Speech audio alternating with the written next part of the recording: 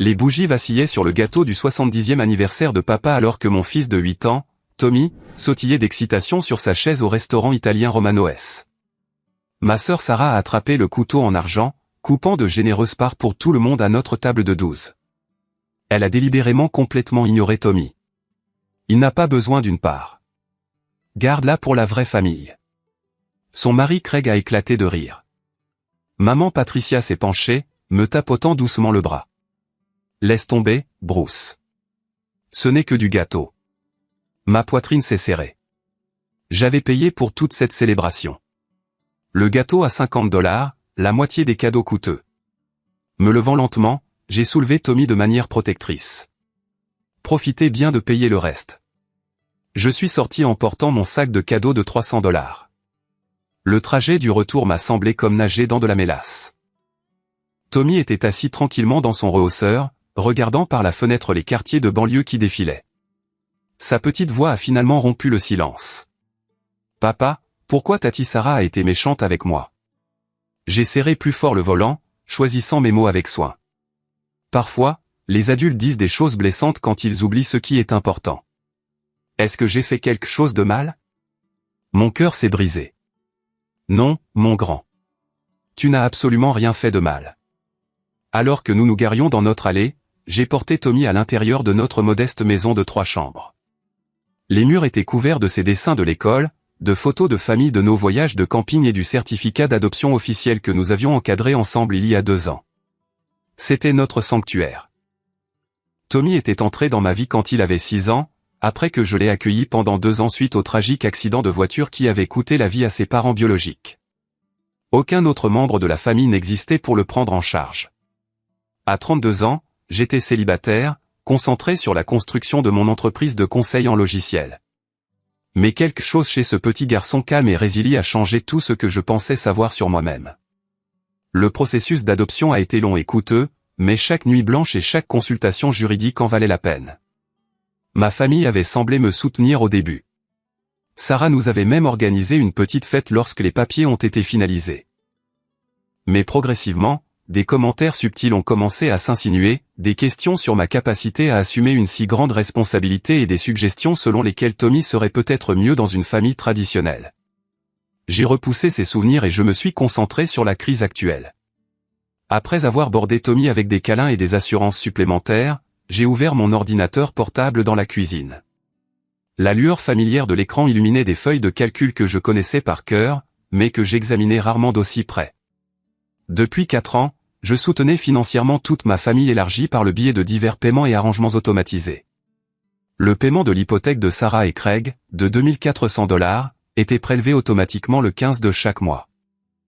Craig était au chômage depuis 8 mois, prétendant que le secteur de la construction était trop compétitif tout en passant ses journées à jouer à des jeux vidéo dans leur sous-sol. Les frais médicaux de maman absorbaient $800 par mois. Sa couverture d'assurance avait des lacunes qui la laissaient vulnérable à des factures massives pour ses médicaments contre le diabète et ses rendez-vous réguliers chez le spécialiste. La pension de retraite de papa était insuffisante pour leurs besoins de $1500 chaque mois, ce que je complétais discrètement par dépôt direct pour les aider à conserver leur dignité. Le regroupement du prêt étudiant de mon jeune frère Danny nécessitait $450 par mois. Il avait fait de mauvais choix à l'université, accumulant des dettes pour un diplôme qu'il n'a jamais terminé. Les frais de garde de ma sœur Lisa pour ses filles jumelles s'élevaient à $1200 par mois. Son mari travaillait des heures irrégulières dans un entrepôt, et il luttait constamment pour se payer les soins de base pour les enfants. Le grand total de mon soutien familial mensuel, $6350. Sur une année, cela représentait $76 200 de mes revenus, consacrés à maintenir ma famille à flot financièrement. Tommy est entré dans la cuisine en pyjama dinosaure, se frottant les yeux endormis. « Papa, je n'arrive pas à dormir. Je n'arrête pas de penser au gâteau. » J'ai fermé l'ordinateur portable et je me suis agenouillé à son niveau. « Tommy, sais-tu ce qui fait une famille ?» Il a secoué la tête, grimpant sur mes genoux sur la chaise de la cuisine. « Une famille, ce sont des gens qui choisissent de s'aimer chaque jour. Ils se soutiennent, célèbrent ensemble et se protègent. La biologie ne fait pas une famille. L'amour, si. Alors, on est une vraie famille. On est la famille la plus réelle que je connaisse. » Il a souri pour la première fois depuis l'incident du restaurant. Est-ce qu'ils vont arrêter de m'aimer maintenant? La question m'a anéanti. Chérie, quiconque cesse de t'aimer à cause de la couleur de ta peau ou de tes origines ne t'a jamais vraiment aimé en premier lieu, et c'est leur perte, pas la tienne. Après avoir remis Tommy au lit, je suis retourné à mon ordinateur portable avec un nouveau sentiment de clarté. Mes doigts se déplaçaient sur le clavier avec une précision chirurgicale. Je me suis connecté à mon portail bancaire et j'ai commencé à annuler systématiquement chaque paiement automatique, chaque prêt cosigné, chaque ligne de vie financière que j'avais étendue à ma famille au fil des ans. Le paiement automatique de l'hypothèque de Sarah, annulé. La couverture secondaire de l'assurance médicale de maman, supprimée. Le supplément de retraite de papa, terminé. La cosignature du prêt étudiant de Danny, avis de révocation soumis. Le paiement automatique de la garderie de Lisa, arrêté. Chaque clic me donnait l'impression de couper une corde qui avait lentement étranglé ma propre indépendance financière et mon respect de moi-même. J'ai mis à jour les informations de contact d'urgence, changé les bénéficiaires d'assurance et retiré les membres de la famille des comptes auxquels ils s'étaient habitués à accéder. À 2 heures du matin, j'avais systématiquement démantelé tout le réseau financier qui avait soutenu ma famille pendant des années. Demain, ils commenceraient à comprendre exactement combien leur cruauté désinvolte envers mon fils leur avait coûté. Le lendemain matin est arrivé avec un sentiment de calme inhabituel. Tommy a mangé ses céréales en bavardant sur un projet de science sur les volcans, apparemment remis de l'humiliation d'hier. Les enfants possèdent une capacité remarquable à se remettre des échecs des adultes. Mon téléphone a vibré à 7h15 avec un texto de Danny.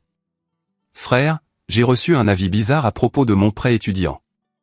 Appelle-moi. » J'ai mis le téléphone en sourdine et je me suis concentré sur la préparation du déjeuner de Tommy. Sandwich au beurre de cacahuète et à la confiture, tranche de pomme et une brique de jus. Routine normale, matin normal. À 8h30, alors que je conduisais Tommy à l'école primaire de Riverside, mon téléphone avait vibré 6 fois de plus. Sarah avait appelé 2 fois, maman 1 fois, et Lisa avait envoyé 3 messages de plus en plus frénétiques à propos du refus de son paiement de garderie. « Passe une bonne journée, mon grand », ai-je dit à Tommy alors qu'il sautait de la voiture au cercle de dépôt de l'école. « Souviens-toi, tu es aimé, tu es important, et tu as ta place partout où tu choisis d'être. » Il a souri et a couru vers sa salle de classe, son sac à dos rebondissant à chaque pas. Le trajet jusqu'à mon bureau à domicile a duré 20 minutes dans la circulation de banlieue d'Atlanta. Mon entreprise de conseil fonctionnait depuis un garage aménagé derrière notre maison, équipé de systèmes informatiques haut de gamme et de plusieurs moniteurs pour des projets de cybersécurité complexes. Mon téléphone a continué sa sonnerie incessante tout au long de la matinée. Les messages vocaux s'empilaient comme des débris numériques. Le premier message de Sarah à 23h47 hier soir, « Bruce, j'ai reçu une notification bizarre concernant un échec de paiement pour notre hypothèque. Peux-tu me rappeler? C'est probablement juste une erreur de la banque. » Le message de maman à 6h23 ce matin, « Chérie, je m'inquiète pour mon rendez-vous chez le médecin la semaine prochaine. La compagnie d'assurance a appelé au sujet de changement de couverture. S'il te plaît, appelle quand tu auras ce message. » Le texto de Danny à 6h45, urgence. La société de prêt étudiant dit quelque chose à propos de défaut de paiement. À l'aide. Le message vocal de Lisa à 7h30, Bruce. La garderie Little Angeles a appelé au sujet de problèmes de paiement. Les jumelles doivent rester à la maison aujourd'hui. Que se passe-t-il? J'ai complètement éteint mon téléphone et je me suis concentré sur le travail. Une entreprise du Fortune 500 avait engagé ma firme pour auditer leur infrastructure de cybersécurité, et la date limite approchait. Les chiffres et le code offraient une distraction bienvenue des drames familiaux. Vers midi, Tommy a appelé de l'école en utilisant le téléphone du bureau. Sa maîtresse, Madame Anderson, l'avait encouragé à appeler après avoir remarqué qu'il semblait plus silencieux que d'habitude pendant le cercle du matin. « Papa, Jackson m'a invité à sa fête d'anniversaire ce week-end. Est-ce que je peux y aller? » Jackson Martinez était devenu le meilleur ami de Tommy à l'école. Ses parents, Carlos et Maria, possédaient une petite entreprise d'aménagement paysager et avaient toujours traité Tommy avec une chaleur authentique. Il ne posait jamais de questions indiscrètes sur notre structure familiale ou ne faisait aucune supposition sur notre relation. « Bien sûr que tu peux y aller. Nous choisirons un super cadeau pour Jackson. Sa maman a dit que je pouvais rester dormir après la fête si tu es d'accord. » Le contraste m'a immédiatement frappé. La famille de Jackson accueillait Tommy sans condition tandis que ma propre famille biologique remettait en question sa place à notre table. Après avoir raccroché, j'ai passé l'après-midi à rédiger des emails aux clients et à examiner les protocoles de sécurité. Le travail fournissait une structure et un but, deux choses qui semblaient essentielles après le chaos d'hier. À 15 heures, Tommy a fait irruption par la porte d'entrée avec son enthousiasme habituel. « Papa, devine quoi ? On a appris ce que sont les familles en études sociales aujourd'hui. Madame Anderson a dit, les familles se présentent sous toutes sortes de formes et de tailles, et ce qui compte, c'est l'amour et le fait de prendre soin les uns des autres. C'est tout à fait ça. » Il a sorti un morceau de papier de construction avec des dessins au crayon. Deux bonshommes allumettes se tenaient devant une maison avec un grand soleil au-dessus. « J'ai dessiné notre famille », a-t-il annoncé fièrement. Le dessin nous montrait juste tous les deux, nous tenant la main et souriant. Pas de membres de la famille élargie, pas de relations compliquées, juste Bruce et Tommy, complets et heureux. « C'est parfait », lui ai-je dit, et je le pensais de tout mon cœur. À l'approche du soir, mon téléphone est resté éteint, mais la sonnette de la porte n'offrait aucune échappatoire à la confrontation familiale. À 19h03 précise, une sonnerie insistante a retenti dans la maison. À travers le Judas, j'ai vu mon frère Matt debout sur le porche. À 28 ans, Matt travaillait comme mécanicien dans un garage local et avait toujours été le membre le plus raisonnable de notre famille. Son visage était inhabituellement pâle et il serrait fermement son smartphone. J'ai ouvert la porte avec précaution. « Matt. Bruce, on doit parler. J'ai quelque chose que tu dois voir. » Son ton sérieux a envoyé des signaux d'alarme dans mon système. Matt s'impliquait rarement dans les drames familiaux, préférant rester neutre et se concentrer sur sa propre vie. « Entre », ai-je dit en m'écartant. Tommy a levé les yeux de ses livres de coloriage sur la table de la cuisine. « Salut, oncle Matt. »« Salut, mon grand », a répondu Matt, mais son sourire semblait forcé. J'ai conduit Matt dans le salon où nous pouvions parler en privé. Il s'est assis lourdement sur le canapé et a levé l'écran de son téléphone. « Bruce, je vais te montrer quelque chose qui va te faire mal, mais tu dois savoir ce qui se passait dans ton dos. » La capture d'écran affichait une discussion de groupe intitulée « Planification de l'anniversaire de Frank ». Mon estomac s'est noué quand j'ai réalisé que je n'étais pas inclus dans cette conversation familiale sur la célébration de l'anniversaire de mon propre père. « Depuis combien de temps ce groupe existe-t-il » ai-je demandé. « Environ 1 mois. Depuis que maman a suggéré que nous coordonnions les détails de la fête. » Matt a fait défiler jusqu'au début de la conversation. Les messages étaient horodatés sur les 4 dernières semaines, et chacun me semblait être un coup de poignard. « Sarah, je n'arrive pas à croire que Bruce pense que ce gamin a sa place dans les événements familiaux. Craig, Tommy n'est même pas de la même race. C'est si évident qu'il n'est pas vraiment des nôtres. Lisa, pourquoi Bruce peut-il jouer au papa avec un étranger alors que nous luttons financièrement? Danny, cet argent de l'adoption aurait pu nous aider tous au lieu d'aller à un gamin au hasard. Maman, les garçons, nous devrions être reconnaissants que Bruce nous aide financièrement. Sarah, maman, il l'a seulement adopté pour bien paraître au travail. Des points de diversité pour son entreprise. Craig, je parie qu'il réclame aussi de gros avantages fiscaux. Un bon coup commercial. Papa, le gamin a l'air assez gentil, mais la famille c'est la famille et le sans compte. Sarah, assurons-nous que Tommy connaisse sa place à la fête. La nausée m'a submergé alors que je lisais message après message de cruauté désinvolte envers mon fils. Ces gens avaient souri à Tommy, lui avaient apporté des cadeaux de Noël et avaient fait semblant de se soucier de son bien-être tout en le discutant en privé comme un fardeau indésirable. Papa, c'est quoi les points de diversité? Je me suis retourné pour trouver Tommy debout dans l'embrasure de la porte, ayant surpris notre conversation. Sa question innocente a brisé quelque chose en moi. Le visage de Matt s'est crispé de regret. Je suis désolé, Bruce. J'ai essayé de vous défendre tous les deux dans le chat, mais ils m'ont viré du groupe après que je les ai dénoncés. Depuis combien de temps ça dure? Le chat? Juste ce mois-ci. Mais les attitudes, probablement depuis que l'adoption a été finalisée. Matt m'a montré des captures d'écran supplémentaires révélant la profondeur de leur planification.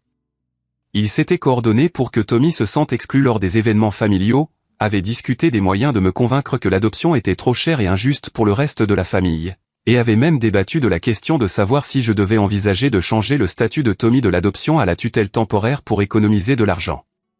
Il y a plus, a dit Matt à contre-cœur. Il a fait défiler jusqu'à une deuxième série de captures d'écran montrant une nouvelle discussion de groupe intitulée « Opération récupérer Bruce ». Les messages dataient de ce matin, après que ma famille ait découvert que leur soutien financier avait été interrompu. Sarah, il fait son dramatique. Il cédera quand il réalisera que nous avons vraiment besoin de cet argent. Craig, excusons-nous tous pour l'histoire du gâteau et promettons d'inclure davantage le gamin. Papa, Bruce a toujours eu le cœur tendre. Un peu de culpabilité le ramènera à la raison. Lisa, et si on lui rappelait à quel point la famille compte pour lui? Danny, je lui dirai que je ne peux pas faire les courses sans l'aide du prêt. Maman, peut-être que je devrais mentionner mes frais de médicaments. Les stratégies de manipulation étaient exposées comme une campagne militaire. Chaque membre de la famille s'était vu attribuer des appels émotionnels spécifiques conçus pour me pousser à la soumission financière. Tommy s'est approché avec précaution, sentant la gravité de notre conversation. Oncle Matt, pourquoi toi et papa êtes-vous tristes?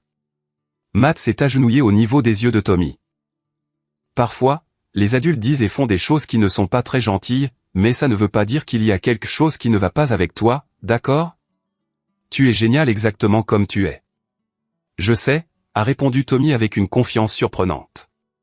Papa me le dit tous les jours. Après que Matt soit parti avec la promesse de me tenir informé de tout autre stratagème familial, j'ai assis Tommy pour une explication adaptée à son âge de ce que nous avions découvert. Certaines personnes de notre famille ont dit des choses méchantes sur nous, ai-je commencé avec précaution. Ils ne comprennent pas que c'est l'amour qui fait une famille, pas seulement le fait d'y être né. Est-ce qu'ils sont en colère parce que je ne suis pas blanc comme toi? La franchise de sa question m'a coupé le souffle. À 8 ans, il avait déjà assimilé les dynamiques raciales que les adultes préféraient ignorer ou nier. Certaines personnes ont du mal à accepter les différences, ai-je admis. Mais c'est leur problème à résoudre, pas le nôtre. Est-ce que tu m'aimeras toujours? Même s'ils ne le font pas, Tommy, je t'aimerai chaque jour pour le reste de ma vie. Peu importe ce que les autres pensent ou disent, tu es mon fils. Point final. Ce soir-là, en le bordant, Tommy a posé une dernière question qui a révélé une sagesse au-delà de ses années. Papa, est-ce qu'on va s'en sortir sans eux? On va faire mieux que s'en sortir, ai-je promis. On va être heureux. Le lendemain matin a apporté une escalade que je n'avais pas anticipée. Ma sonnette a retenti à 7h03, me tirant de la première bonne nuit de sommeil que j'avais eue depuis des semaines. À travers la fenêtre, je pouvais voir Matt faire les 100 pas sur mon Porsche, le téléphone collé à l'oreille et l'agitation visible sur tout son corps. Tommy dormait encore paisiblement, épuisé par le traitement des révélations émotionnelles d'hier. J'ai ouvert la porte doucement, espérant ne pas le réveiller. Bruce, tu dois voir ça immédiatement, a murmuré Matt avec urgence. Le chat de groupe familial a explosé pendant la nuit. J'ai versé du café pendant que Matt affichait des captures d'écran sur son téléphone. Ses mains tremblaient en faisant défiler message après message de membres de la famille révélant leurs vrais sentiments à propos de Tommy et de notre relation. Il pense que je suis toujours bloqué du chat principal, a expliqué Matt. Mais Lisa m'a rajouté accidentellement quand elle a créé un nouveau fil de discussion. J'ai observé leurs prochains mouvements. Les captures d'écran ont révélé des conversations qui se déroulaient parallèlement à la planification de la fête d'anniversaire, remontant à près de 6 mois. Ma famille n'avait pas seulement toléré Tommy. Ils avaient activement élaboré des stratégies pour saper notre lien. Sarah, Bruce s'attache trop à ce gamin. Ce n'est pas sain. Craig, nous devrions trouver des moyens de lui rappeler que le gamin n'est pas vraiment le sien. Maman, peut-être que si nous insistons davantage sur les différences de Tommy, Bruce réalisera que cela ne fonctionne pas. Papa, le garçon doit comprendre sa place dans cette famille. Lisa, et si Tommy décide qu'il veut retrouver sa vraie famille quand il sera plus grand? Danny, Bruce gaspille de l'argent pour ce gamin qui pourrait nous aider tous. Mais les messages les plus dévastateurs avaient été envoyés quelques heures auparavant, après qu'ils aient réalisé que j'avais coupé leur ligne de vie financière. Sarah, il est temps de passer à l'option nucléaire. J'appelle les services de protection de l'enfance. Craig, qu'est-ce que tu signalerais? Sarah, homme célibataire, pas de soutien familial, enfant adopté montrant des problèmes de comportement. Lisa, c'est allé trop loin, Sarah. Sarah, il choisit cet étranger plutôt que sa vraie famille. Quelqu'un doit le ramener à la réalité. Danny, peut-être qu'une visite du CPS le réveillerait. Papa, attendez un peu. On ne veut pas faire de mal aux garçons.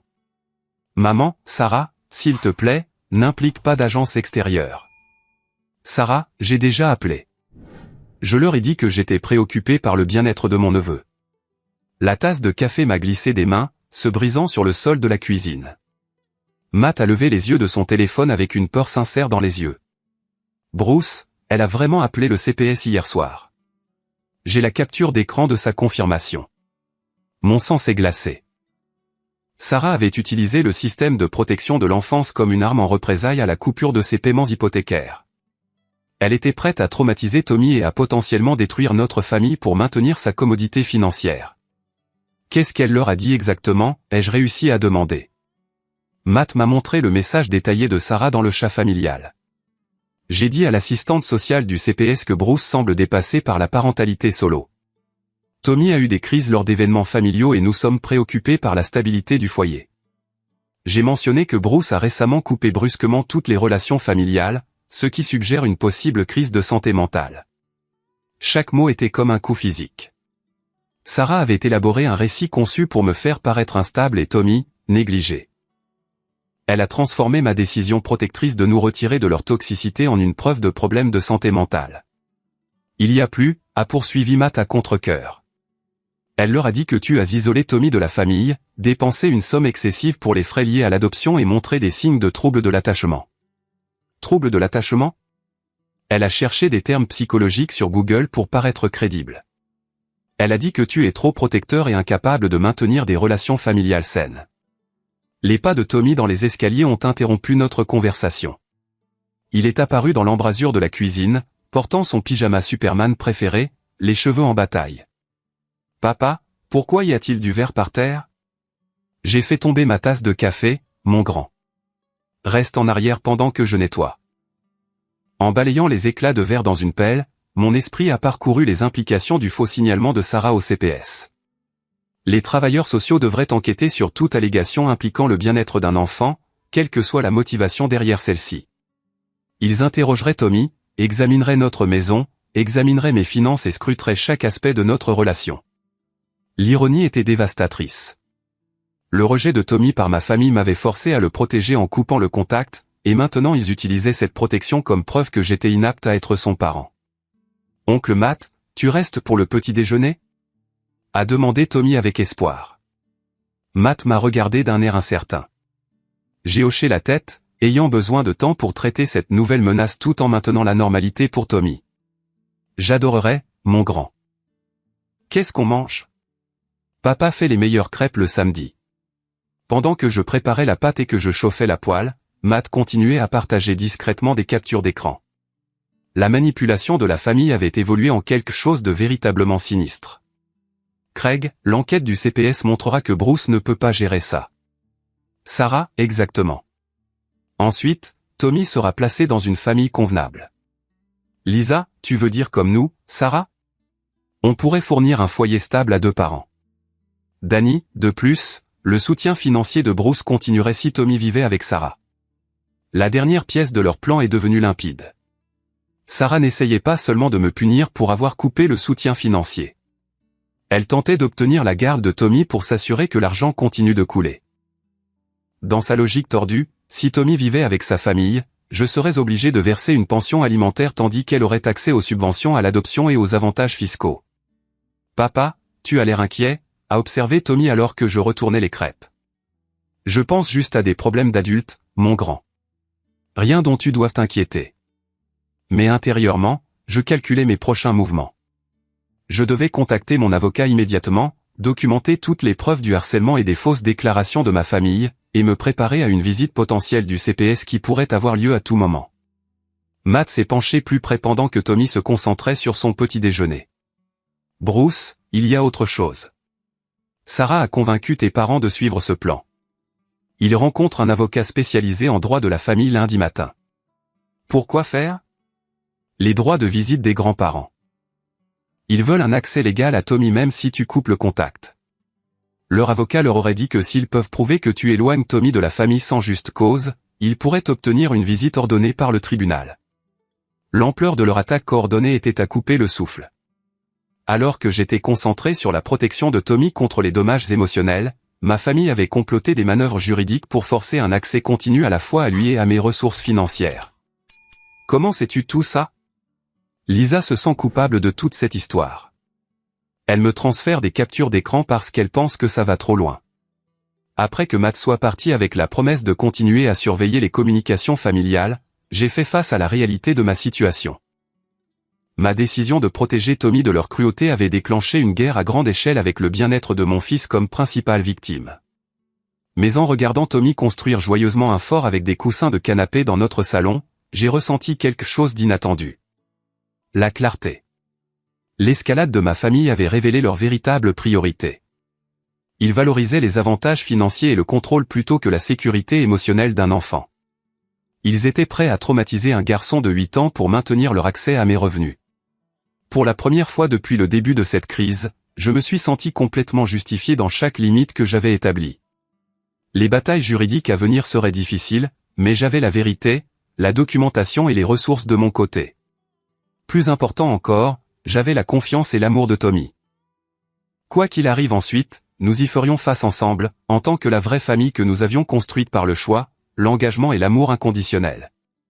Les 5 jours suivants se sont déroulés comme un film catastrophe soigneusement chorégraphié. La crise financière de chaque membre de la famille a déclenché un effet domino qui a révélé la véritable profondeur de leur dépendance à mon soutien. Le lundi matin a apporté la première vague de panique. La société hypothécaire de Sarah, First National Bank, avait une période de grâce stricte de 15 jours avant d'imposer des frais de retard. Son échec de paiement automatique le premier du mois avait été immédiatement remarqué par leurs systèmes automatisés. Mon téléphone a vibré avec son premier appel à 8h15. Je l'ai laissé aller à la messagerie vocale. Bruce, c'est ridicule. La banque menace de frais de retard pour un problème informatique avec notre hypothèque.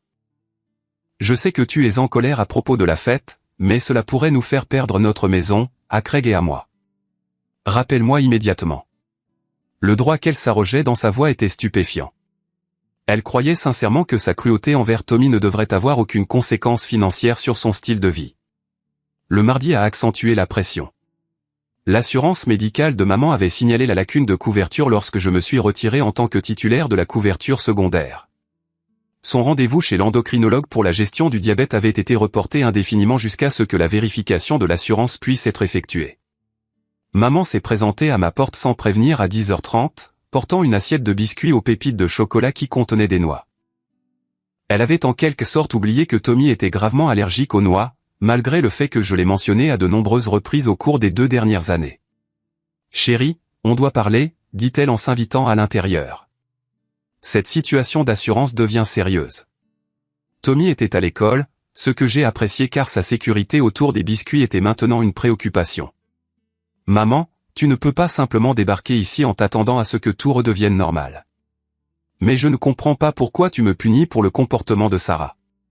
Tu as essayé de maintenir la paix au restaurant en me disant de laisser tomber alors que mon fils était exclu et humilié. » Elle a posé les biscuits sur mon comptoir de cuisine, apparemment inconsciente du risque d'allergène qu'il représentait. Tommy sait que nous l'aimons. Un incident ne devrait pas détruire toute notre famille. Maman, as-tu lu les messages du groupe de discussion que Matt m'a montré? Son visage a légèrement rougi. Ce n'était que des frustrations privées. Tout le monde dit des choses qu'ils ne pensent pas quand ils sont stressés. Tu as participé à des discussions sur le fait que Tommy n'était pas de la vraie famille pendant des mois. J'essayais de maintenir tout le monde uni, a-t-elle insisté. Parfois, cela signifie accepter des choses avec lesquelles on n'est pas entièrement d'accord. Sa justification a révélé le problème central. Ma mère avait choisi l'harmonie familiale plutôt que la dignité de mon fils à plusieurs reprises et s'attendait maintenant à ce que je donne la priorité à sa commodité médicale plutôt qu'à la sécurité émotionnelle de Tommy. Le mercredi a porté la crise de Danny à son paroxysme. Son gestionnaire de prêts étudiants, Educational Financial Solutions, avait reçu ma révocation du statut de cosignataire et avait immédiatement déclenché leur procédure de défaut de paiement. Sans mon soutien financier, le score de crédit de Danny le rendait inéligible aux conditions de regroupement dont il avait bénéficié. Il est arrivé à mon immeuble de bureau pendant le déjeuner, ayant découvert mon adresse professionnelle malgré le fait que je ne l'ai jamais partagée avec la famille. Mon assistante, Jennifer, m'a appelé par l'interphone. Monsieur Harrison, il y a un jeune homme ici qui prétend être votre frère. Il dit que c'est une urgence financière. Par la fenêtre de mon bureau, je pouvais voir Danny faire les 100 pas frénétiquement dans la réception, passant ses mains dans ses cheveux et vérifiant son téléphone de manière obsessionnelle. Fais-le entrer, mais j'ai une conférence téléphonique dans 20 minutes. Danny a fait irruption dans mon bureau comme un homme fuyant un incendie. Bruce, tu dois m'aider. Il menace de saisie sur salaire, et je ne peux pas me permettre de perdre ce travail. Quel travail? Ai-je demandé sèchement. Danny était au chômage depuis 3 mois, prétendant chercher la bonne opportunité. Son visage a rougi. D'accord, je viens de commencer dans un centre d'appel, mais c'est seulement temporaire jusqu'à ce que je trouve quelque chose de mieux. Quand as-tu commencé? Hier, a-t-il admis. Mais ils vont saisir mon salaire avant même que je sois établi. Le calendrier était révélateur. Danny n'avait cherché un emploi qu'après avoir perdu mon soutien financier et s'attendait maintenant à ce que je le rétablisse avant de faire face à de réelles conséquences pour ses années d'irresponsabilité. Danny, je ne co-signerai plus de prêt. Tu as 26 ans. Il est temps de gérer tes propres finances. Mais ça va ruiner mon crédit pour toujours. Ton crédit était déjà ruiné. C'est pourquoi tu avais besoin d'un co-signataire en premier lieu. Il s'est affalé sur la chaise en face de mon bureau, paraissant soudainement plus jeune que son âge. Bruce, je sais qu'on a merdé à la fête. Mais tu ne peux pas détruire tout mon avenir pour un commentaire stupide. Il ne s'agit pas d'un commentaire. Il s'agit de mois de planification pour exclure et humilier mon fils. Je n'ai jamais rien dit directement à Tommy. Tu as participé à des discussions de groupe où des membres de la famille discutaient de le traiter comme s'il n'avait pas sa place. Danny a fixé ses mains, incapable de me regarder dans les yeux. Sarah met tout le monde en rogne. Tu sais comment elle est. Et tu as choisi de la suivre au lieu de défendre un enfant. Le jeudi a apporté la dépression de Lisa. La garderie Little Angeles avait une politique de paiement stricte exigeant un préavis de 48 heures pour les paiements en retard. Lorsque le paiement automatique de mon compte professionnel n'a pas été traité, ils l'ont immédiatement contacté au sujet d'autres arrangements. Lisa m'a appelé en sanglotant à 6h30 du matin, nous réveillant, Tommy et moi, d'un sommeil profond. Bruce, s'il te plaît. Je t'en supplie. Les jumelles ne peuvent pas manquer plus de jours de garderie. Je perdrai mon travail au cabinet médical si je continue à m'absenter. Sa détresse authentique semblait différente des exigences autoritaires de Sarah ou de la panique de Danny. Lisa avait toujours été le membre de la famille le plus raisonnable, et ses difficultés financières étaient légitimes plutôt qu'auto-imposées. Lisa, qu'as-tu dit exactement à propos de Tommy dans ces discussions de groupe? J'avais peur, a-t-elle murmuré. Sarah a dit que si je ne soutenais pas sa position, tu pourrais couper mes paiements de garderie par dépit. Je protégeais mes filles en participant à des discussions sur l'exclusion de mon fils. Je pensais que si je suivais le chat, tu ne le verrais jamais de toute façon. Je ne savais pas que Matt prenait des captures d'écran de tout. Sa logique a révélé le réseau complexe d'intimidation financière que ma famille avait créé. Chaque membre se sentait obligé de maintenir les bonnes grâces de Sarah parce qu'il croyait qu'elle avait une influence sur mes décisions financières. Lisa, je dois te demander quelque chose directement. Crois-tu que Tommy a sa place dans notre famille? Une longue pause a rempli la ligne téléphonique. Oui, a-t-elle finalement dit. J'ai toujours pensé qu'il avait de la chance de t'avoir comme père, mais j'avais peur de le dire dans le groupe de discussion. Pourquoi? Parce que Sarah devient vengeresse quand les gens ne sont pas d'accord avec elle, et je ne pouvais pas risquer de perdre le soutien de la garderie pour mes filles. Le vendredi a apporté l'escalade la plus troublante. Papa a souffert de ce que son médecin a appelé des palpitations cardiaques induites par le stress après avoir découvert l'ampleur de leur crise financière.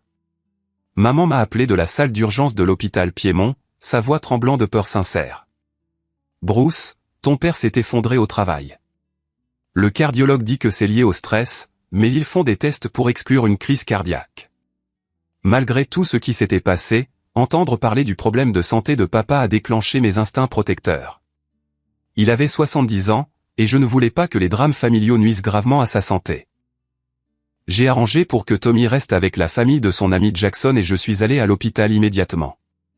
Papa avait l'air pâle et fatigué dans son lit d'hôpital, connecté à des moniteurs cardiaques qui bipayaient régulièrement. Maman était assise à côté de lui tenant la main et paraissant plus vieille que je ne l'avais jamais vue. « Fils » a dit papa faiblement quand je suis entré dans la chambre. « Je pense qu'on doit parler de cette situation. Comment te sens-tu ? » Comme un vieil imbécile qui a laissé les choses dégénérer. Maman lui a serré la main. « Franck, ne te stresse pas, Patricia, je dois dire ça. » Il m'a regardé directement. J'ai échoué en tant que grand-père pour Tommy. J'ai échoué en tant que père pour toi. Et j'ai failli détruire cette famille en suivant les bêtises de Sarah. Son aveu m'a complètement pris au dépourvu. Tout au long de cette crise, papa était resté relativement silencieux pendant que Sarah dominait les conversations familiales. « Papa, tu dois te concentrer sur ta guérison. »« Non, je dois régler ça avant qu'il ne soit trop tard. Ce petit garçon ne méritait pas ce qui s'est passé à ma fête d'anniversaire, et tu ne méritais pas que ta générosité te soit jetée à la figure. » Maman a commencé à pleurer doucement. On voulait juste que tout le monde s'entende. Mais parfois, maintenir la paix signifie laisser des choses mauvaises se produire. Patricia, nous avons permis le mauvais comportement de Sarah pendant des années parce que c'était plus facile que de la confronter, a dit fermement papa. Maintenant, Bruce protège son fils comme nous aurions dû le protéger. La conversation a été interrompue par le docteur Chen, le cardiologue de papa, qui voulait discuter des résultats des tests en privé avec les membres de la famille. La fonction cardiaque de Monsieur Harrison est normale, a-t-elle expliqué dans le couloir. Cependant, sa pression artérielle est dangereusement élevée en raison du stress. S'il ne réduit pas les sources de stress dans sa vie, il court un risque important d'AVC ou de crise cardiaque. Maman m'a saisi le bras. Bruce, s'il te plaît, ne laisse pas les problèmes familiaux tuer ton père. Ces paroles m'ont frappé comme un coup physique.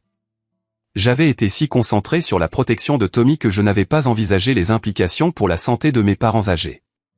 Mais en rentrant chez moi ce soir-là, j'ai réalisé que la situation était plus complexe que de la manipulation par la culpabilité. Le stress de papa n'était pas causé par mes limites. Il était causé par l'escalade des représailles de Sarah et la panique financière de la famille. La vraie question était de savoir si ma famille choisirait le bien-être de Tommy et des relations honnêtes plutôt que le drame et la commodité financière de Sarah. Le problème de santé de papa avait créé une opportunité de changement authentique, mais seulement si tout le monde était prêt à abandonner les stratégies de manipulation et les faux récits de victimes qu'ils avaient utilisés. Ce soir-là, alors que Tommy et moi discutions de sa journée amusante avec la famille de Jackson, j'ai ressenti un nouveau sentiment de clarté quant à nos priorités. La sécurité émotionnelle de mon fils et notre lien familial authentique valaient plus que la préservation de relations fondées sur l'obligation financière et l'acceptation conditionnelle. Les semaines à venir révéleraient si certains membres de la famille étaient capables de choisir l'amour plutôt que le levier de pouvoir. Le samedi matin a apporté un changement de perspective inattendu qui allait tout changer. Pendant que Tommy jouait dans notre jardin, construisant un fort élaboré avec de vieilles boîtes en carton, j'ai reçu un appel téléphonique qui m'a rappelé exactement qui j'étais au-delà de mon rôle de soutien financier de la famille. Bruce, c'est Kevin. La voix de mon partenaire d'affaires crépitait dans le haut-parleur. J'ai des nouvelles qui vont te couper le souffle. Kevin Walsh était mon meilleur ami depuis l'université, où nous avions étudié l'informatique ensemble à Georgia Tech. Il y a 3 ans, nous avions fondé CyberGuard Solutions, spécialisé dans le conseil en cybersécurité pour les entreprises du Fortune 500. Que se passe-t-il? Tu te souviens de la proposition que nous avons soumise à Apex Technologies pour la refonte de leur sécurité à l'échelle nationale? Celle qui valait 2,3 millions de dollars sur 18 mois? Ils l'ont accepté, contrat complet signé ce matin. Bruce, on joue officiellement dans la cour des grands maintenant. Je me suis assis lourdement sur les marches de ma terrasse, regardant Tommy organiser soigneusement son royaume de carton. Ma famille n'avait aucune idée du succès que j'avais bâti pendant qu'ils se concentraient sur leurs drames mesquins et leurs exigences financières. L'ironie était accablante.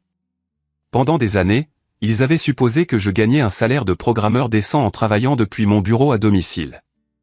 Ils traitaient mon soutien financier comme une charité que je pouvais à peine me permettre plutôt que de reconnaître qu'il ne représentait qu'une infime fraction de mes revenus réels.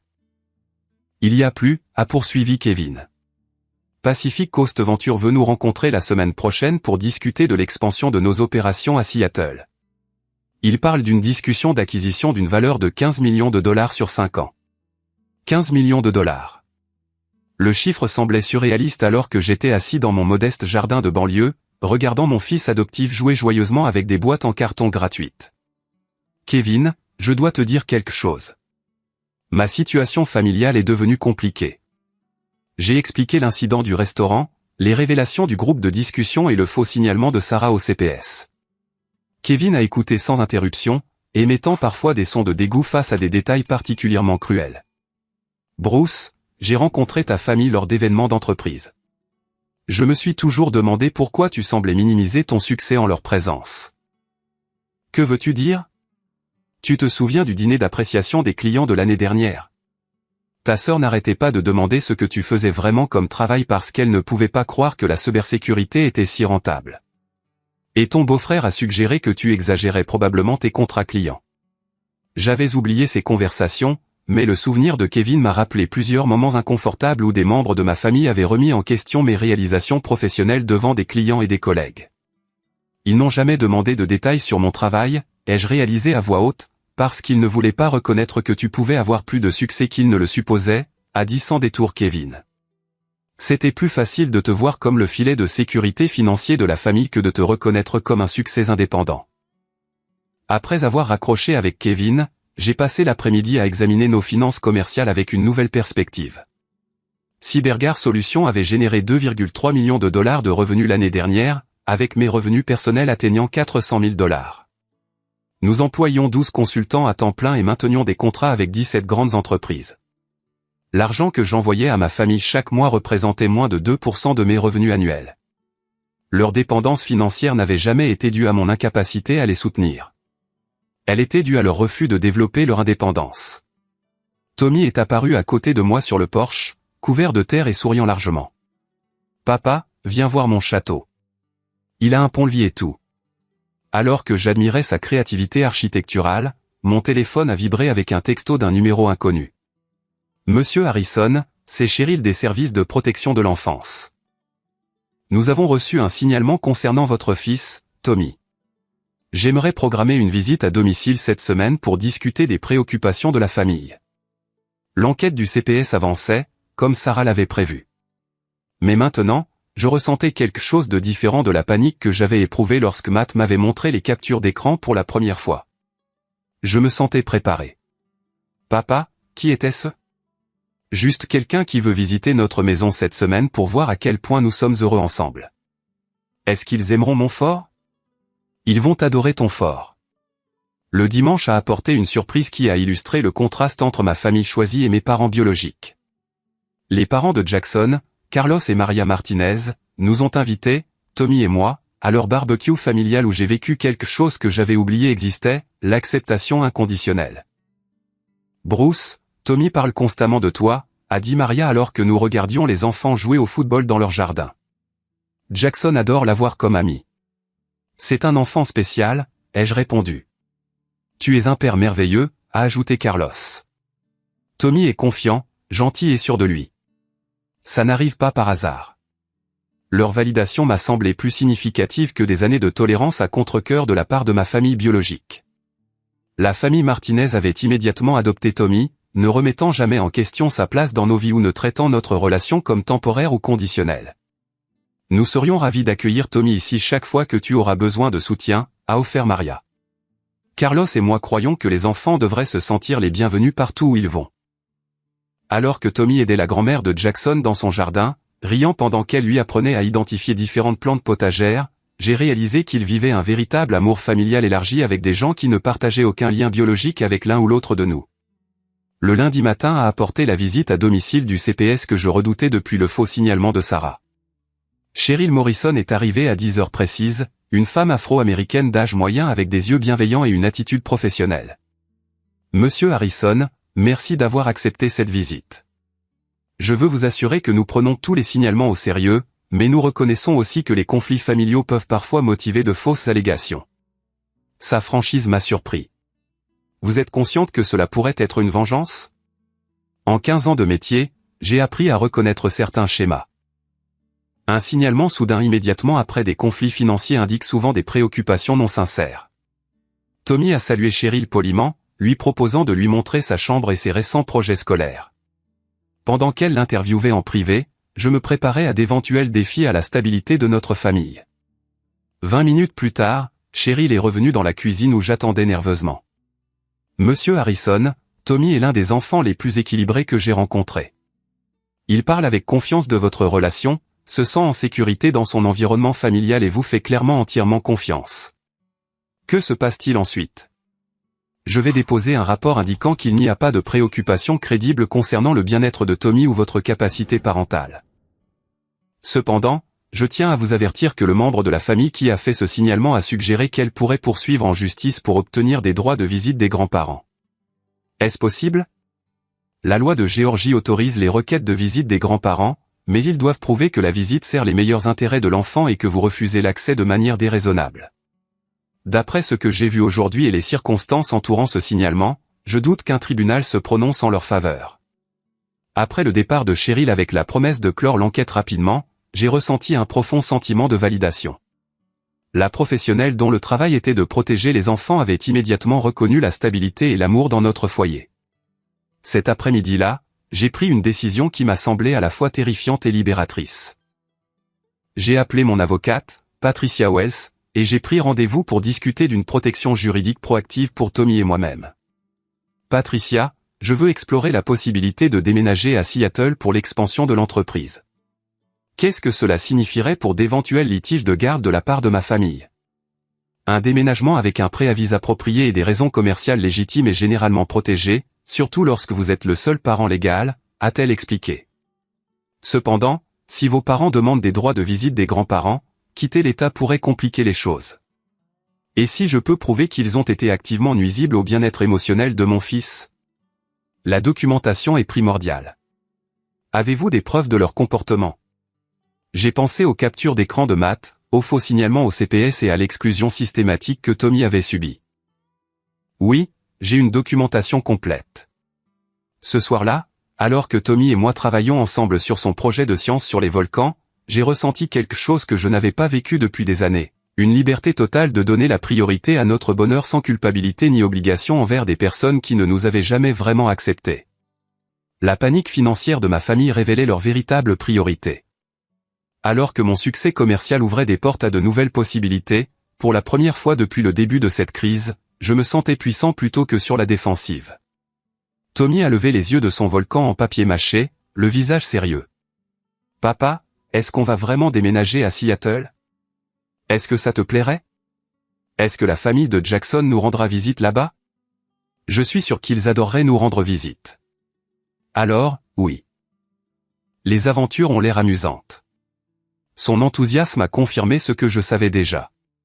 Le bonheur de Tommy ne dépendait pas du maintien de relations avec des personnes qui remettaient en question sa valeur. Il dépendait du sentiment d'être aimé, en sécurité et libre de grandir dans un environnement d'acceptation sincère.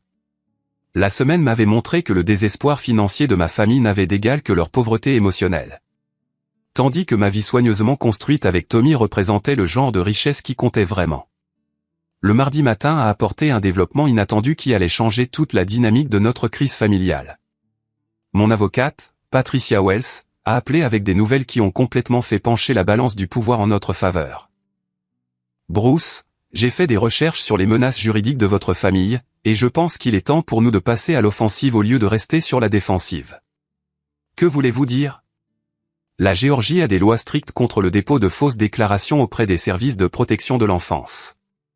Les mensonges documentés de votre sœur au CPS constituent un délit.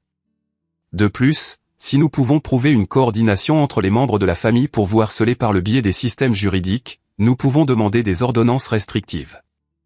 La possibilité que ma famille fasse face à des conséquences juridiques pour leur comportement ne m'avait jamais traversé l'esprit. J'avais été si concentré sur la protection de Tommy que je n'avais pas envisagé que nous pourrions avoir des motifs de poursuite. Que recommanderiez-vous? Organiser une réunion de famille avec toutes les parties présentes, leurs conseillers juridiques s'ils le souhaitent, et moi-même comme témoin. Leur présenter des preuves documentées de leur harcèlement, de leurs fausses déclarations et de leurs tentatives de manipulation. Leur donner une seule occasion de résoudre cela à l'amiable avant que nous ne poursuivions des recours juridiques. La stratégie semblait risquée mais nécessaire. Les tactiques croissantes de ma famille exigeaient une réponse définitive qui restaurerait des limites saines ou mettrait fin aux relations de manière permanente. Patricia, je veux inclure un élément supplémentaire. Je suis prêt à offrir un règlement financier à tout membre de la famille disposé à signer un accord de non-contact concernant Tommy. Expliquez ce que vous pensez. Rembourser l'hypothèque de Sarah en échange d'un non-contact permanent. Couvrir les frais médicaux de maman pendant 6 mois si elle accepte uniquement des visites supervisées. Résoudre les prêts étudiants de Danny s'il termine une cure de désintoxication et maintient un emploi stable. Vous offrez une somme d'argent importante pour qu'il vous laisse tranquille. Je leur offre la sécurité financière en échange de la sécurité émotionnelle de Tommy. S'ils choisissent l'argent plutôt que la relation, au moins le choix sera explicite. Le mercredi après-midi, j'ai envoyé des invitations formelles par l'intermédiaire du cabinet de mon avocate pour une réunion de famille prévue dans la salle de conférence du cabinet de Patricia. Le message était bref et professionnel, réunion de famille pour résoudre les différends en suspens et établir les futures limites. Conseiller juridique, bienvenue. Les réponses ont révélé le niveau de désespoir actuel de chaque membre de la famille. Papa a appelé dans l'heure. Fils, nous serons là. Ta mère et moi voulons régler cette situation. Lisa a envoyé un texto, Bruce, j'espère qu'on pourra arranger les choses. Tommy me manque. Danny a envoyé un long email s'excusant pour ses erreurs et promettant de faire mieux. La réponse de Sarah est venue par l'intermédiaire de son propre avocat, mes clients seront présents mais se réservent tous les droits légaux concernant les droits de visite des grands-parents et le schéma de manipulation financière de Monsieur Harrison. Sa menace a confirmé qu'elle prévoyait toujours une action en justice plutôt qu'une réconciliation sincère. Le jeudi soir, j'ai eu la conversation la plus importante avec Tommy depuis la finalisation de l'adoption. Mon grand, demain, nous allons rencontrer notre famille pour parler de la manière dont nous voulons qu'il fasse partie de nos vies à l'avenir. Est-ce que Tati Sarah va s'excuser d'avoir été méchante pour le gâteau? Je ne sais pas. Mais quoi qu'il arrive, je veux que tu te souviennes que tu as le choix des personnes avec qui tu passes du temps en grandissant. Même la famille? Surtout la famille. Ce n'est pas parce que quelqu'un est de notre famille qu'il a le droit de mal nous traiter.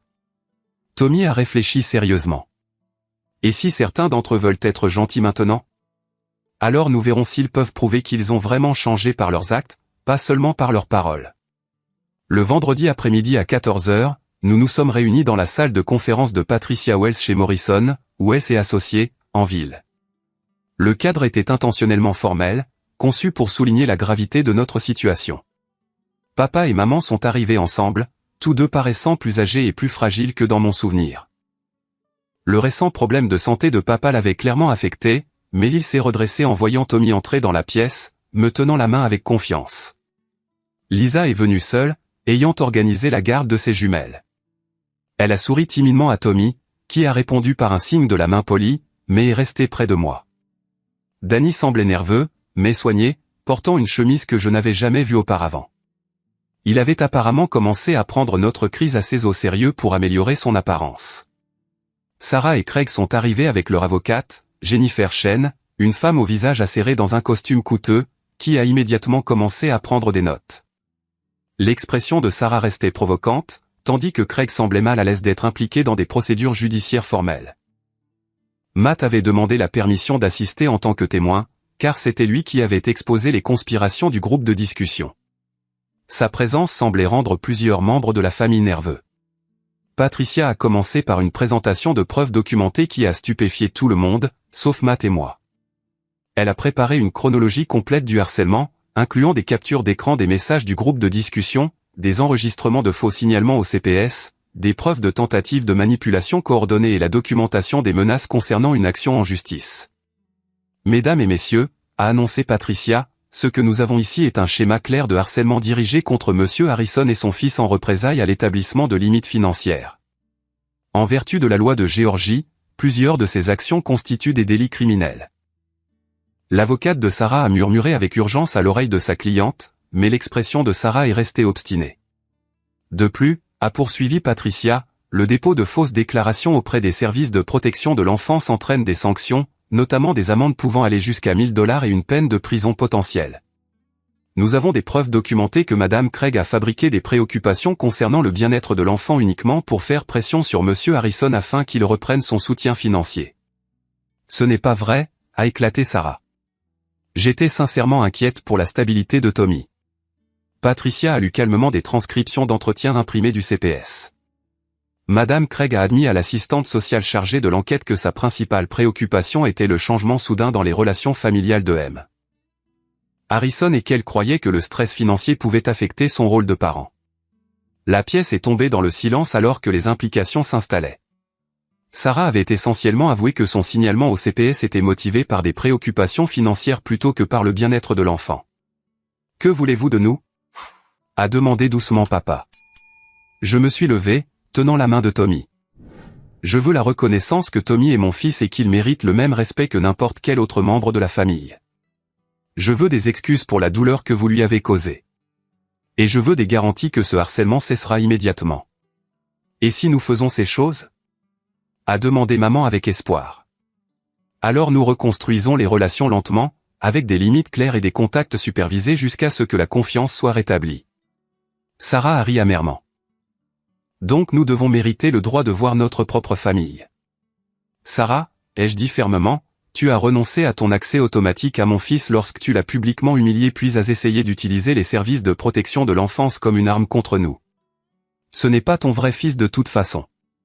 La salle de conférence a explosé.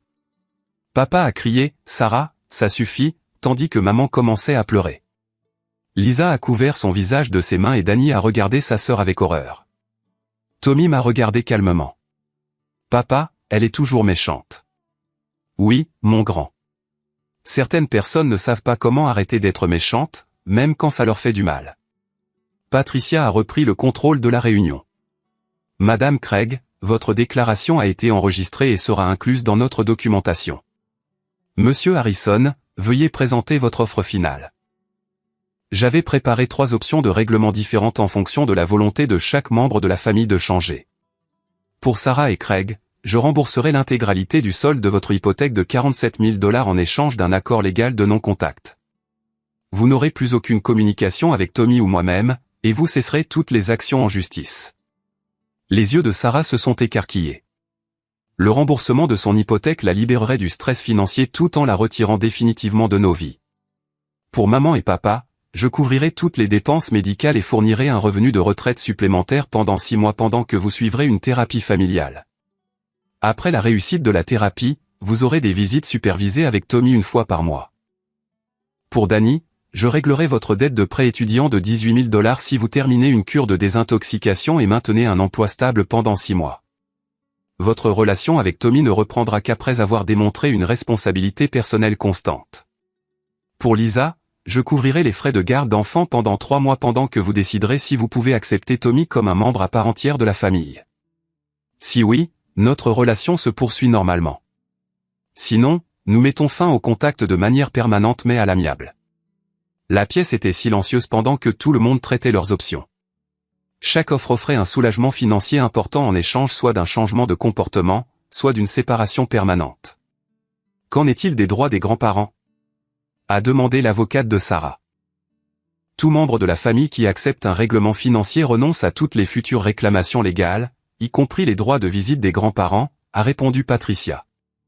Cependant, les membres de la famille qui choisissent une relation continue auront un accès raisonnable par les voies appropriées.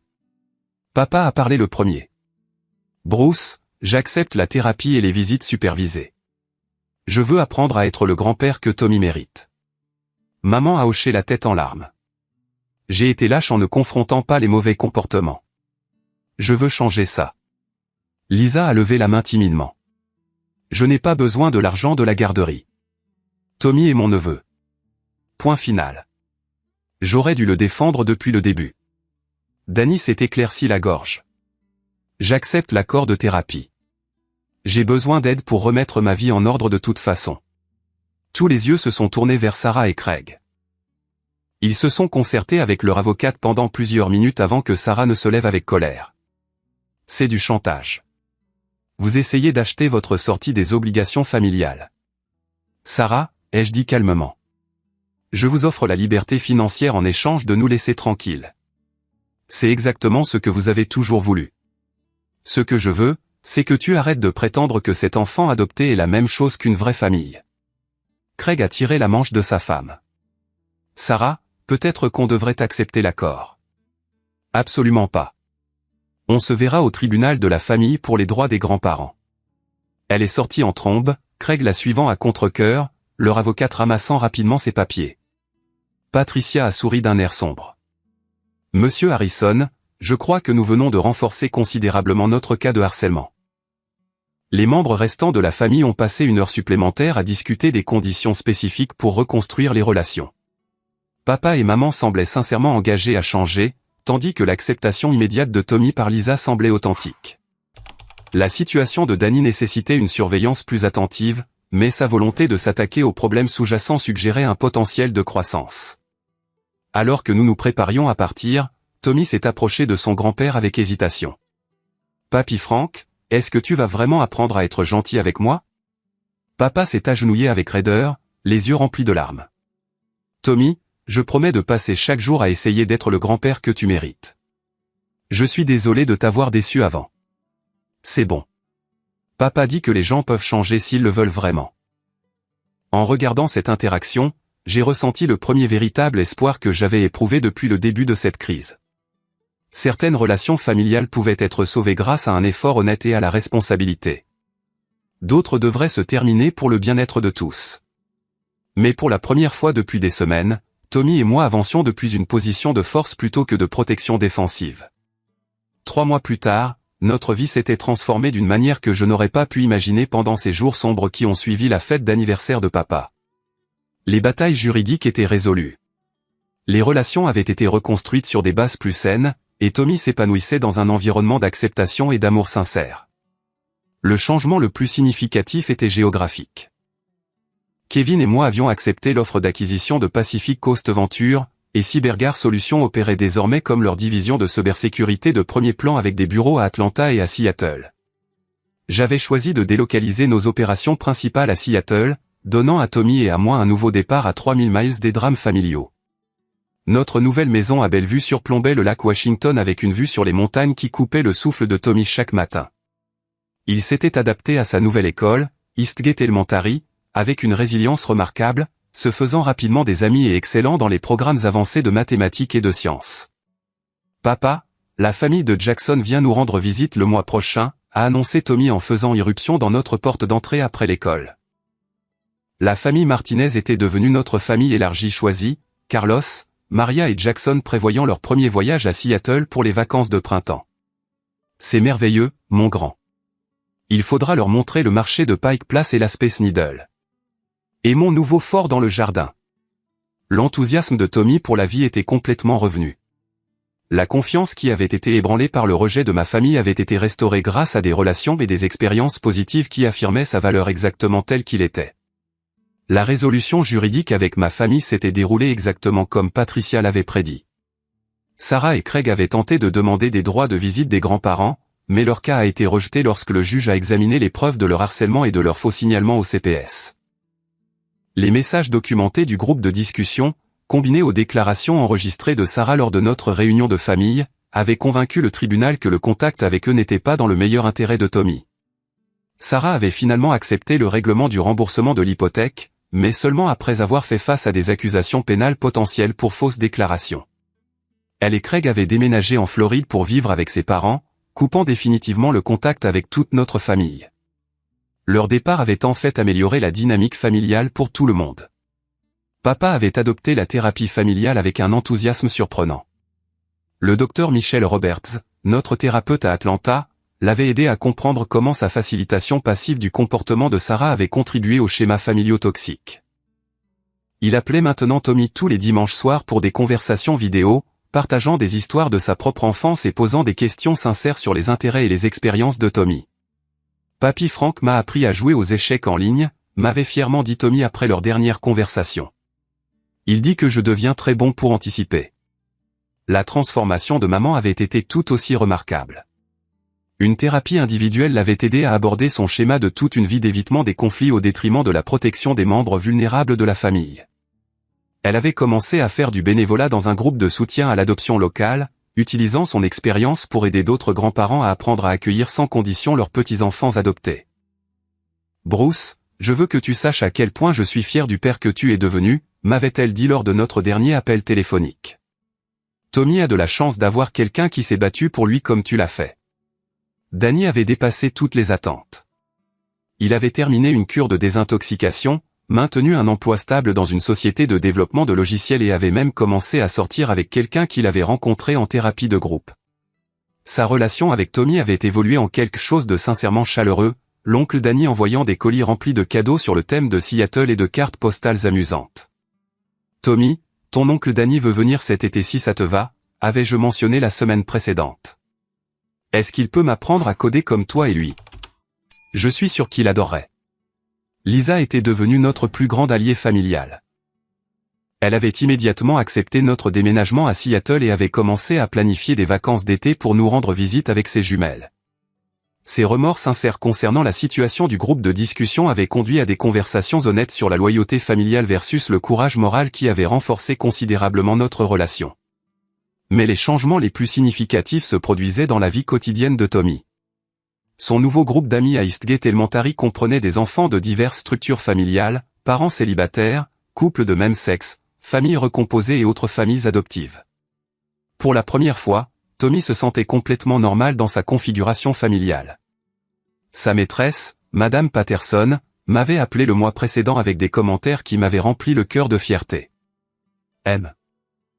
Harrison, Tommy fait preuve d'une intelligence émotionnelle remarquable pour son âge. Il est naturellement inclusif avec les nouveaux élèves et semble avoir un talent particulier pour aider les enfants qui se sentent différents ou exclus. Les qualités que ma famille biologique avait considérées comme des défauts, la différence et le statut d'adopté de Tommy, étaient en fait devenus des sources de force et d'empathie qui enrichissaient ses relations sociales. Mon succès commercial avait continué à s'étendre au-delà de mes attentes. Le marché de la cybersécurité de Seattle était en plein essor et notre clientèle s'était élargie pour inclure de grandes entreprises technologiques, des systèmes de santé et des institutions financières. L'acquisition avait fourni une sécurité financière qui faisait paraître la dépendance antérieure de ma famille presque triviale rétrospectivement, mais plus important encore, le succès professionnel m'avait donné la confiance nécessaire pour donner la priorité au bien-être de Tommy plutôt qu'aux attentes familiales, sans culpabilité ni remise en question. J'avais appris que protéger mon fils des dommages émotionnels n'était pas égoïste. C'était un rôle parental essentiel. Kevin était devenu comme un oncle pour Tommy, nous rejoignant régulièrement pour des randonnées le week-end dans les montagnes Cascades. Ses propres enfants, âgés de 7 et 9 ans, avaient adopté Tommy comme un cousin instantané, créant un réseau familial professionnel qui semblait plus authentique que de nombreuses relations biologiques que j'avais connues. « Oncle Kevin, regarde ce que j'ai trouvé », a crié Tommy depuis le sentier, brandissant un morceau de granit intéressant avec des cristaux de quartz incrustés. « C'est une belle prise, mon grand. On l'ajoutera à ta collection de roches quand on rentrera. » Regardez Tommy explorer la nature avec enthousiasme et confiance, entouré d'adultes qui célébraient sa curiosité plutôt que de remettre en question sa place dans leur vie, me rappelait quotidiennement que nous avions fait le bon choix en donnant la priorité aux relations authentiques plutôt qu'aux relations obligatoires. Le moment le plus guérisseur était survenu il y a 2 semaines, lorsque Tommy et moi avons visité le Seattle Center pour un événement de sensibilisation à l'adoption d'enfants. Tommy s'était porté volontaire pour parler de son expérience, voulant aider d'autres enfants à comprendre que l'adoption crée de vraies familles fondées sur l'amour plutôt que sur la biologie. Debout au podium devant 100 personnes, mon fils de 8 ans avait parlé avec une sagesse qui a étonné le public. Certaines personnes pensent que les enfants adoptés ne sont pas aussi bien que les enfants normaux, mais ce n'est pas vrai. Mon papa m'a choisi spécialement et je le choisis en retour tous les jours. Ça fait de nous encore plus une famille que les gens qui sont juste nés les uns des autres. L'ovation debout m'avait mis les larmes aux yeux. Mais le sourire confiant de Tommy m'avait rempli d'une profonde gratitude pour le voyage qui nous avait amenés à ce moment de force et de clarté. Ce soir-là, alors que nous étions assis sur notre terrasse surplombant le lac Washington, regardant le coucher de soleil peindre les montagnes dans des tons d'or et de pourpre, Tommy m'a posé une question qui a révélé à quel point il avait grandi. « Papa, penses-tu que Tati Sarah apprendra un jour à être plus gentille ? » « Je ne sais pas, mon grand. Certaines personnes choisissent de s'accrocher à la colère au lieu d'apprendre à mieux aimer. J'espère qu'elle apprendra un jour, mais je suis content que nous n'ayons pas à l'attendre pour être heureux. » Sa perspective mature sur le pardon sans pour autant tolérer les mauvais comportements m'a montré que notre expérience difficile lui avait appris de précieuses leçons sur les limites, l'estime de soi et la différence entre l'amour inconditionnel et la tolérance inconditionnelle. En le bordant ce soir-là, Tommy a offert sa propre leçon de vie qui a parfaitement résumé ce que nous avions appris ensemble. « Papa, je pense que la famille, c'est comme un jardin.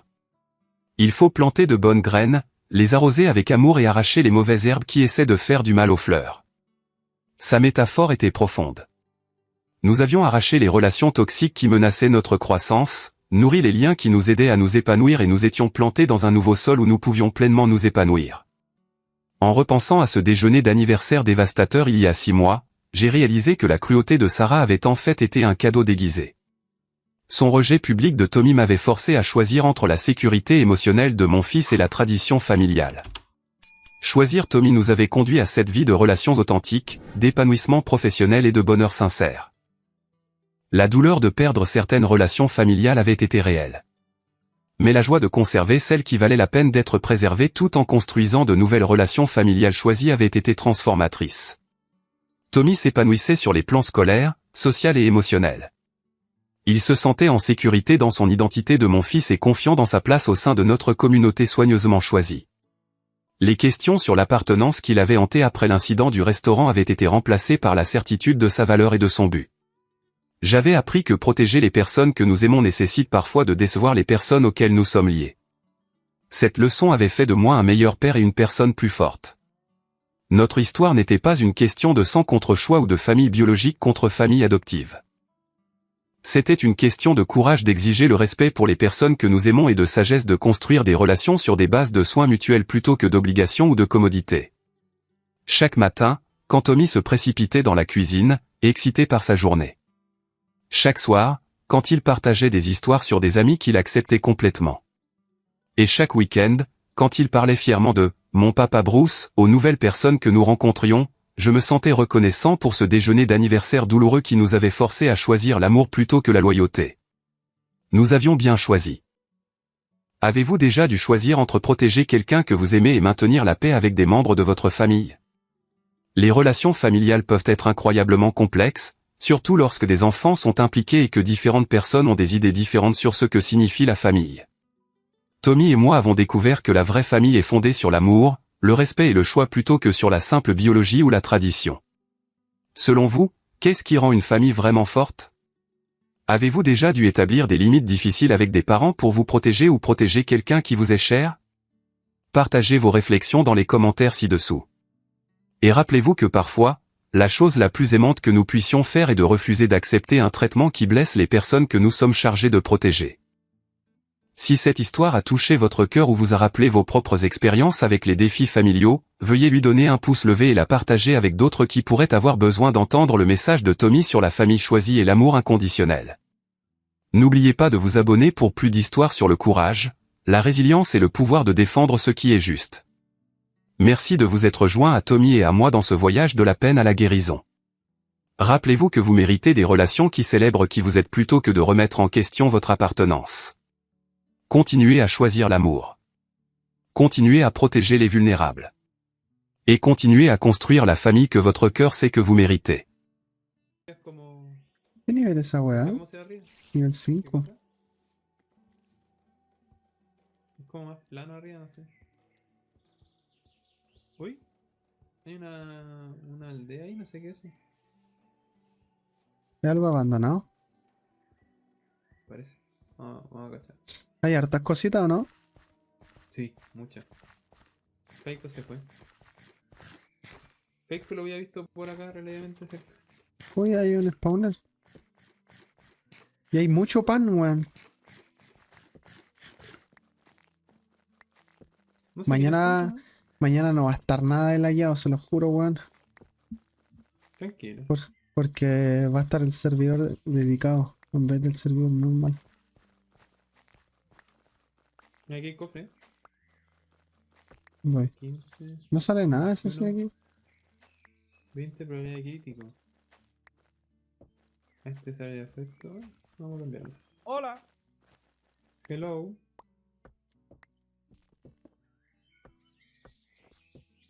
¿Dónde está? Ok, sí. Acá. ¿Dónde están? ¿Están dentro de esta Ah. casa? Sí. No me tocó nada, weón. Necesito otras comidas, loco. Martillo sagrado legendario, weón. Ahora necesito nivel 7 de botas. Aumenta el escudo mágico. Y tiene 3 engarce. Este equipo, velocidad de movimiento, resistencia al frío. Bueno, mira. Otro tomo, un casco. Hay muchas cosas que no entiendo. ¿Tú sabías que es mejor ver en primera persona? Porque también te pone la... O sea, en tercera persona. Tengo un mandoble, a alguno les Hay una sirve. tercera persona que te tenés la cruceta. ¿Cachai? Ah, ¿verdad? Te apunta el enemigo. Ah, ¿verdad? Como para jugarlo así en RPG. Mira, mira, mira, mira, mira. Esa cuestión. Ah, y te apunta el arma, ¿no? Algo así como... Está re loco. Puta, que está bueno. El Oni ocupa ese huevo, ven, po, Oni. Sí, sí, sí. Yo no lo ocupo, weón. Yo soy también me asesino. sirve. Como quieran, weón. Ahí ven. ¿Pero qué? ¿El Tiene- pandaka? Tiene 3 engarce.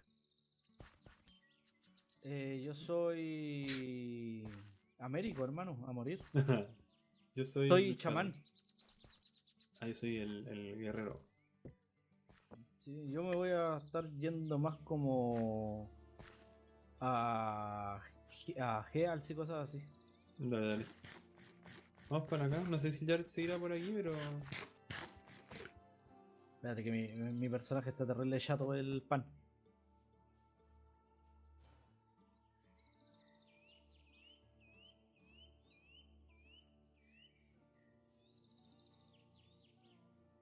A ver, ¿qué dice?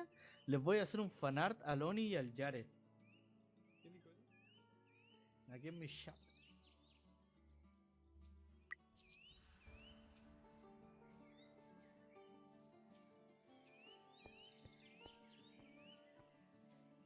Ja, ja, ja, ja. Oye, pero el Jared no, ni siquiera es tan directo, pues, weón. El Jared tuvo problemas técnicos. Yo lo vi. ¿Por qué? No sé. Antes. Voy a tener que... Para la siguiente voy a tener que mover la cámara de donde la tengo porque nos tapa las vidas de los Campamento. compañeros. A mí no me importa, ¿sabes? Me voy a meter a la derecha, yo creo.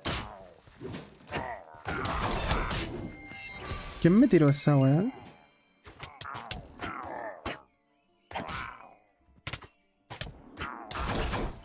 Pongo un tótem ahí.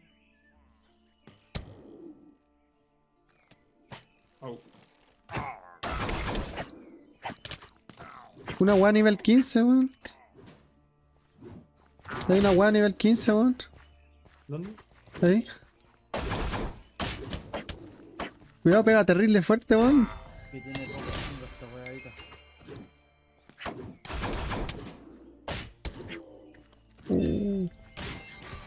Toma.